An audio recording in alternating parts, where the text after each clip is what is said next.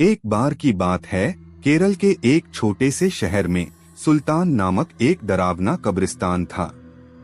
ऐसा कहा जाता था कि उस कब्रिस्तान में विभिन्न प्रकार के अलौकिक शक्तियां रहती थी। एक चांदनी रात को बिली, लूसी और रोहित तीन दोस्त कब्रिस्तान के किनारे पर एकत्रित हुए। अचानक उनको कब्रिस्तान से भयानक फुसफुसाहट की आवाज सुनाई दी। आवाज कहां से आ रही है, यह देखने के लिए वे हाथ में टॉर्च लेकर सावधानी से कब्रिस्तान के गेट से अंदर घुसे। जैसे ही वे कब्रिस्तान में दाखिल हुए, हवा तेज चलने लगी। अचानक उन्होंने एक इंसान को एक मकबरे के पास टहलते हुए देखा। वो उदास और खोया हुआ दिखाई दिया, इसलिए बिली, लूसी और रोहित उसके पास आए और पूछा, कौन हो तुम और इतनी रात को यहाँ क्या कर रहे हो? तो उसने जवाब दिया कि मैं एक आत्मा हूँ और मेरा नाम अकबर है। अकबर ने उन्हें उस भयानक अभिशाप के बारे में बताया जो इस कब्रिस्तान के सभी आत्माओं को परेशान करता था। हर रात एक प्राचीन चुड़ैल जागती थी और कब्रिस्तान पर जादू करती थी और अकबर जैसी मासूम आत्माओं को अपने वश में कर लेती थी। अभिशाप को तोड़ने का एकमात्र तरीका कब्रिस्तान की पीछे जंगल में एक पेड़ के नीचे छिपी हुई मंत्र पुस्तिका को ढूंढना और आधी रात से पहले उसे नष्ट करना था। जादुई पुस्तक ढूंढने की दृढ़ संकल्प लेकर बहादुर तिकड़ी अपने मिशन पर निकल पड़ी।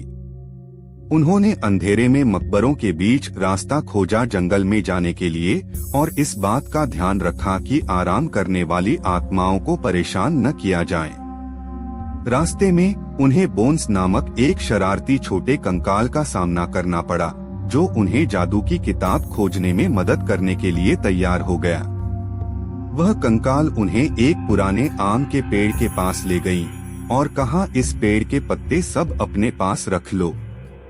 अगर ये पत्ता तुम्हारे पास रहेगा तो वह चुड़ैल तुम्हारा कुछ नहीं बिगाड़ सकती और ये पत्ता तुम्हें जादुई किताब हासिल करने में मदद करेगा।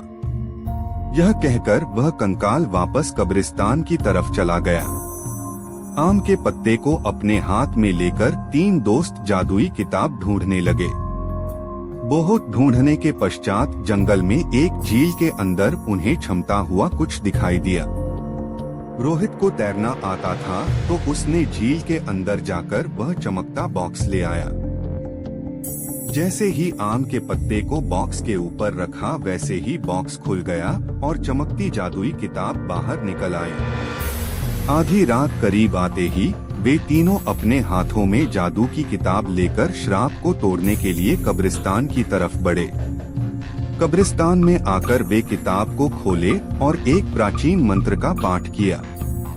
मंत्र पाठ करते ही जमीन कांपने लगी और कब्रिस्तान में एक तेज रोशनी छा गई।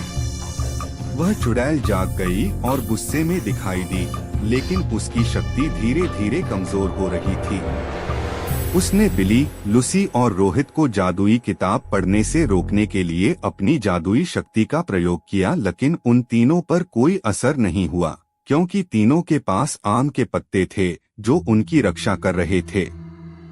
धीरे धीरे चुड़ैल की सारी शक्ति खत्म हो गई और चुड़ैल भस्म हो गई।